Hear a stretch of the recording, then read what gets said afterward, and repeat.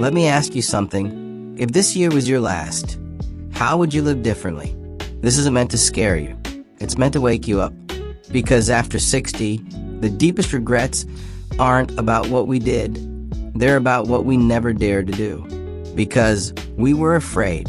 Because we were used to waiting. Because we thought there was still time. But what if now is all the time you have? I once met a retired man who had over $2 million in his savings. No mortgage, no debt. His financial life was perfectly in order. But every time his wife suggested a vacation, a nice dinner, or even a simple treat, he shut it down.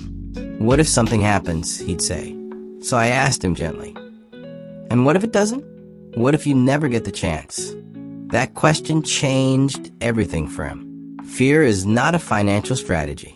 You've spent a lifetime building security. Now it's time to use it. After 60, your money is not just for emergencies. It's for living, for connection, for joy. It's okay to spend, but spend wisely.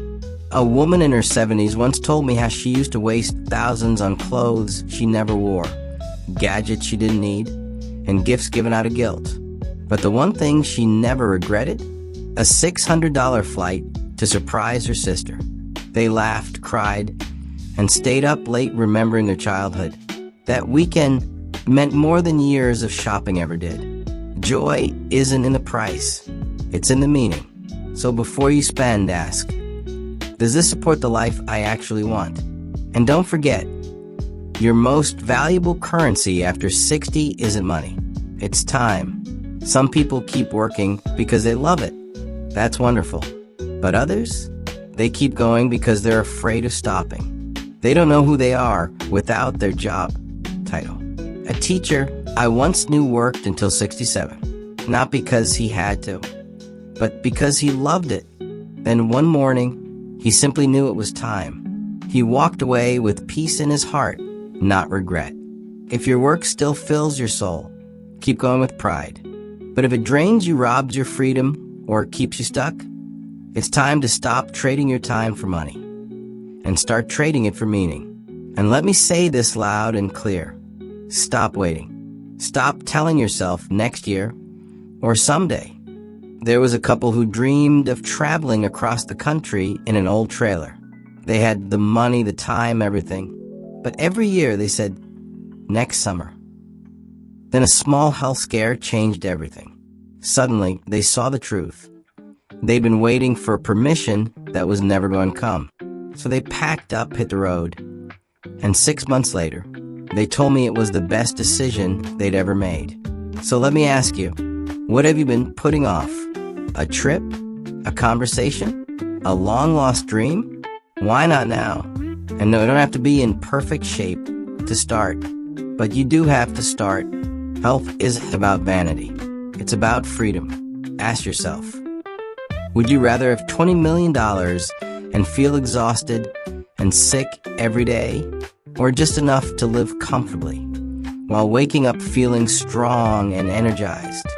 Most people would choose health, but most people don't live like they mean it. You don't need to be a marathon runner. You don't need to go vegan overnight. Start small. Walk. Stretch. Drink more water. Try a senior-friendly fitness class. Because your body is the vehicle for your life, and it needs maintenance. Your health is the foundation of your independence. Don't neglect it. Not anymore. And while we're at it, stop worrying what people think. One woman told me she'd always wanted to take a painting class, but was afraid people would laugh at her. You know what I said? So what if they do? She took the class, and it changed everything. Not because she became a famous artist, but because she finally gave herself permission to do something for her. Wear the bold colors. Travel solo. Say no to gatherings that exhaust you. This is not selfish. It's authenticity. There's a book written by a hospice nurse who asked dying patients what they regretted most. The number one answer? I wish I had lived a life true to myself, not what others expected of me. Let that sink in. Because if you live for everyone else's opinion, you disappear from your own life. And one more thing, turn off the noise. Stop watching the endless doom and gloom. No, I'm not telling you to ignore the world. But if every night you're glued to fear-based headlines and cable news, it's doing more harm than good. Fear is addictive, and media companies profit from keeping you anxious.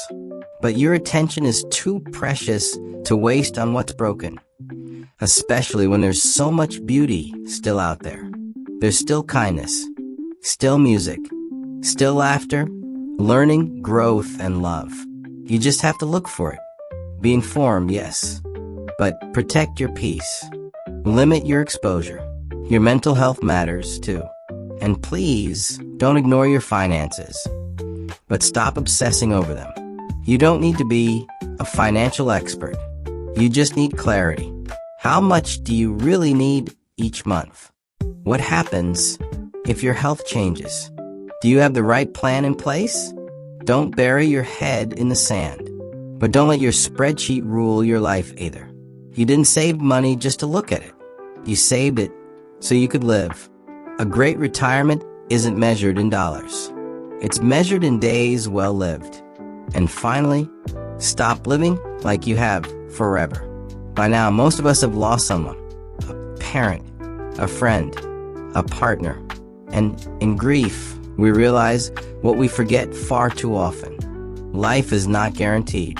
So ask yourself, if this was your final year, what would you do differently? Who would you call? What would you stop tolerating? What would you finally start? Don't wait for a diagnosis to start living. You can begin now. You deserve to begin now.